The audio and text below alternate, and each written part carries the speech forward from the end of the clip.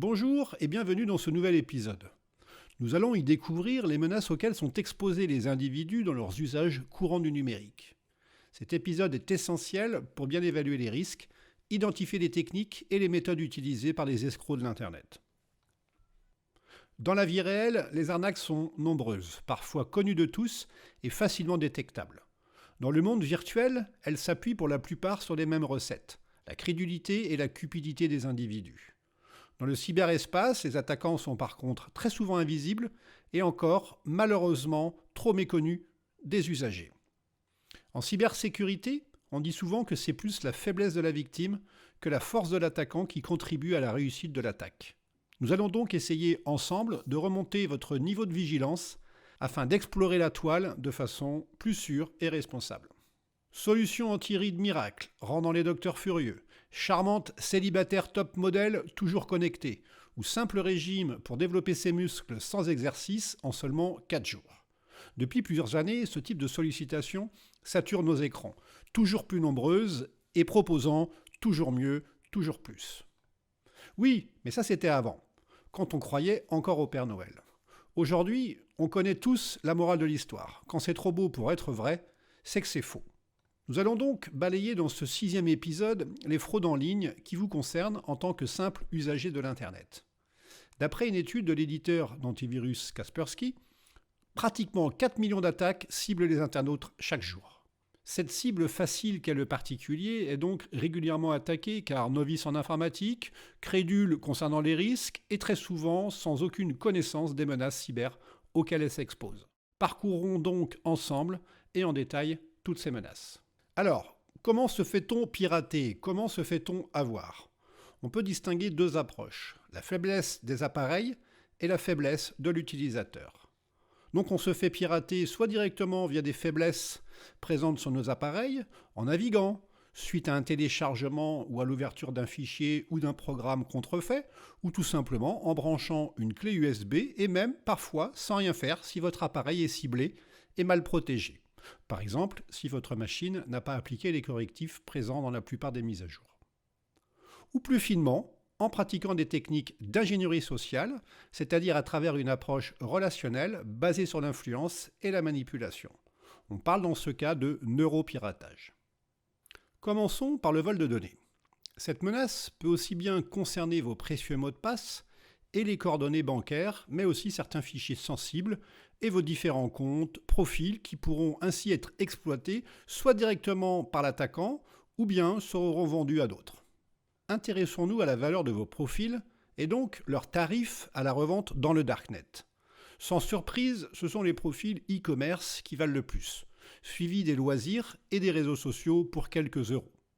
Le tout vendu en pack ou à l'unité sur des sites ou des forums spécialisés. Les mots de passe, une fois dérobés, sont eux aussi régulièrement mis en vente sur le dark web. Et ce ne sont pas les exemples qui manquent. En 2016, ce sont 33 millions de mots de passe Twitter qui se retrouvent ainsi proposés à la vente sur le dark web. Parmi les méthodes permettant de voler les mots de passe, l'attaquant utilise encore régulièrement l'hameçonnage, ou en anglais le phishing, qui vise à obtenir vos précieux mots de passe. La récupération des codes pourra ensuite permettre à l'attaquant d'usurper l'identité de la victime et ainsi d'enchaîner sur une autre fraude auprès des contacts de la victime qui, pour certains, tomberont dans le piège qui leur a été tendu. Vous l'avez compris, c'est bien un enchaînement de techniques et de fraudes qui sont mises en œuvre à la suite les unes des autres pour atteindre un maximum de profit. La plupart du temps, le phishing est une attaque de masse, d'opportunité, contrairement au spear phishing ou harponnage, qui elle est une attaque ciblée dont nous reparlerons tout à l'heure. Cette méthode va donc simuler un site web de confiance, comme ici avec un faux site des impôts contrefaits. Et avec l'aide d'un email, comportant heureusement pour nous encore quelques coquilles, l'attaquant vous sollicite en vous proposant, via un simple clic, de vous rendre sur un faux site, avec pour objectif de remplir les champs d'un formulaire et de vous voler vos informations. Attention, parfois les attaquants sont malins et ils vont même jusqu'à créer des sites en HTTPS, ce qui a pour but de vous rassurer et ça marche.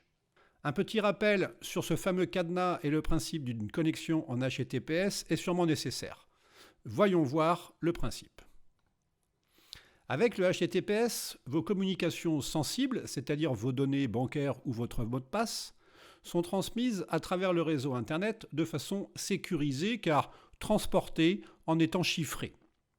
Dit autrement, d'une manière qui rend impossible la compréhension du message transporté dans le tuyau, assurant ainsi la confidentialité de la communication d'un point A à un point B. Dans notre exemple, Alice communique son mot de passe à Jack le pirate de façon sécurisée, rendant impossible sa compréhension par Wonder Woman et ses amis. Vous l'avez compris, rien n'empêche un méchant pirate de créer un site web utilisant le protocole HTTPS, et donc de vous dérober de façon sécurisée votre précieux mot de passe. Donc, s'il n'y a pas de HTTPS, on ne saisit aucune information sensible dans les formulaires. A l'inverse, si présence du HTTPS, on s'assure d'être sur le site légitime pour ne pas envoyer en toute sécurité ces informations aux pirates. Alors ouvrez bien les yeux en vérifiant le contenu, comme l'email de l'expéditeur, les fautes d'orthographe et les tournures de phrases. Survolez avec votre souris le lien hypertexte proposé afin de vérifier l'adresse cible. Elle s'affiche soit à côté, comme dans l'exemple, soit en bas à gauche dans votre navigateur. De manière générale, évitez de répondre aux sollicitations d'un inconnu et même d'un proche, surtout si sa demande vous paraît saugrenue. En cas de doute, préférez la saisie manuelle de l'adresse URL dans cette fameuse barre d'adresse de votre navigateur, plutôt qu'un clic sur un lien proposé dans un email. Sans surprise, tous les services connus sont falsifiés, que ce soit des faux sites Apple, Google, Facebook, SFR, Orange, PayPal, tout le monde y a le droit. Soyez donc très vigilants lorsque vous saisissez vos codes. Assurez-vous bien d'être sur le bon site. Les attaquants en face sont de plus en plus ingénieux et motivés. Soyez donc très attentifs concernant les noms de domaine. Les attaquants utilisent le dépôt de nombreux noms de domaine pouvant paraître légitimes ou parfois dont l'orthographe se rapproche du vrai nom de domaine. Voire, dans certains cas, en remplaçant un seul caractère, comme ici avec le nom de domaine telegram.fr ou l'association du R et du N à la place du M. Une autre technique encore plus subtile consiste à utiliser un jeu de caractères proches graphiquement de notre alphabet latin, comme des caractères de l'alphabet turc. Dans l'exemple, une fausse publicité d'Air France avec un point sous le A, ou le N d'Amazon, ou le I d'Adidas. Donc ouvrez bien les yeux et restez très vigilants. Regardez bien ce site du Bon Coin. Vous ne voyez rien d'étrange ? Regardez bien l'adresse URL. Allez, je vous donne la ruse. Un L à la place du I dans le nom de domaine. Pas mal, non ? Voici quelques idées pour reconnaître une attaque de phishing.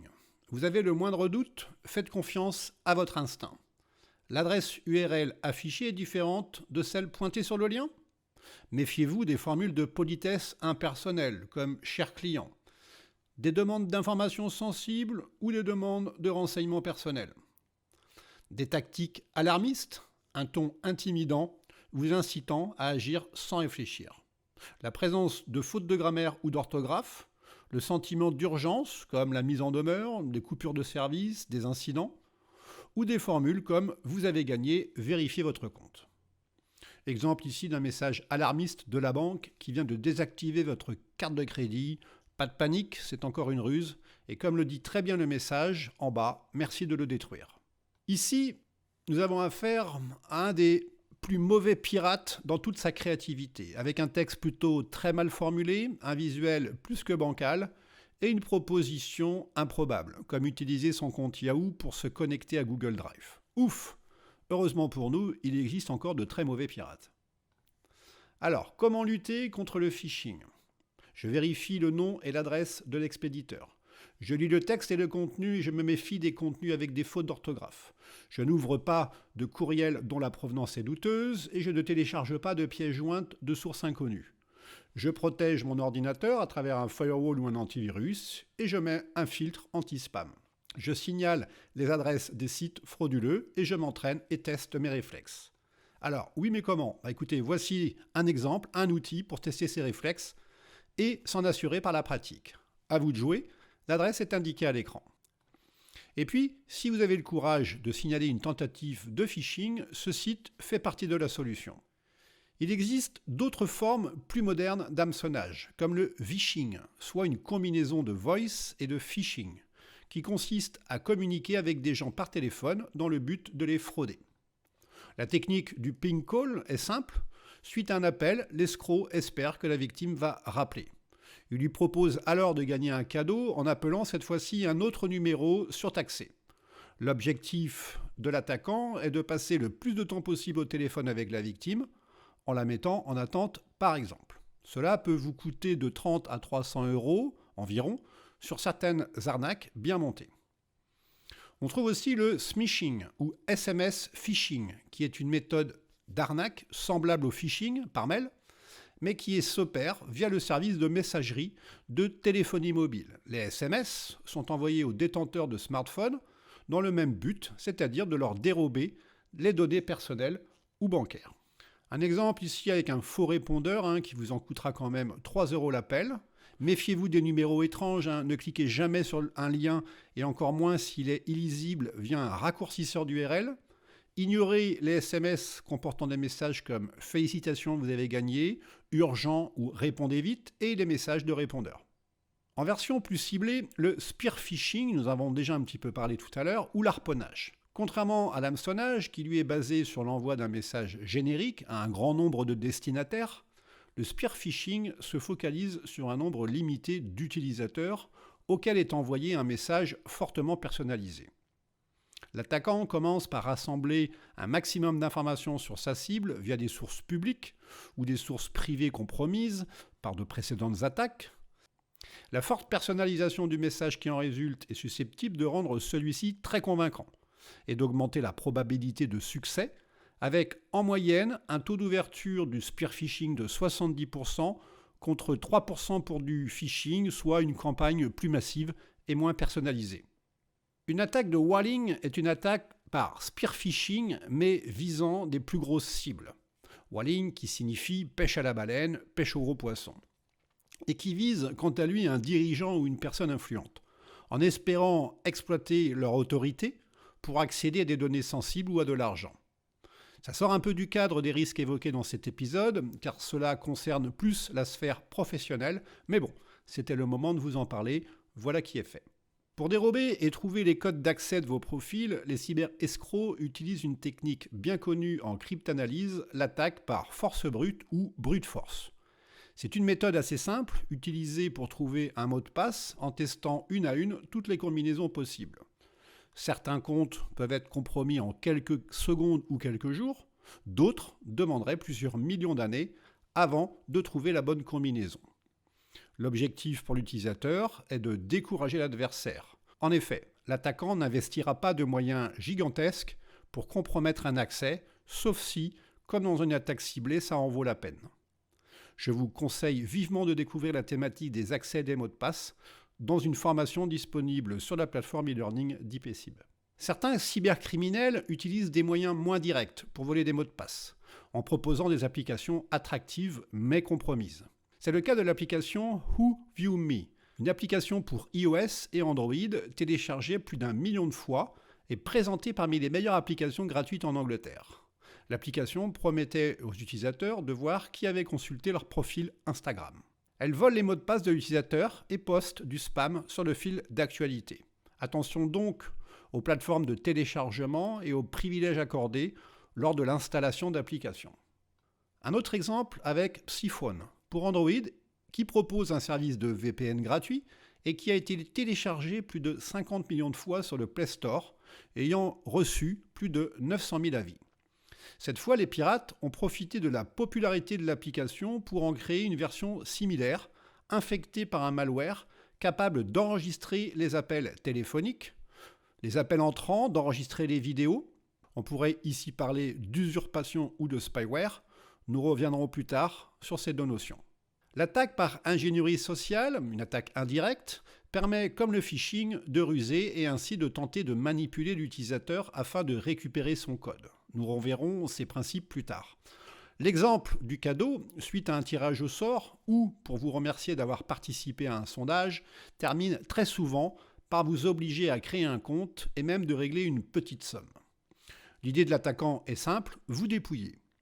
Pour commencer tranquillement, il va vous demander de créer un compte.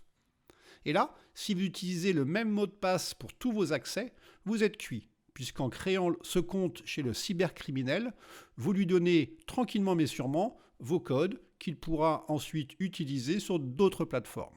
Donc, petit rappel intéressant, un mot de passe différent pour chacune des plateformes sur lesquelles vous vous inscrivez. Pour votre sécurité, ne répondez à aucune sollicitation de ce type, que ce soit sur votre ordinateur, votre tablette ou votre smartphone. Pour vous convaincre, pensez au Père Noël. Le spoofing est un terme anglais qui est traduit en français par usurpation d'identité. Spoof signifie parodie, travestie.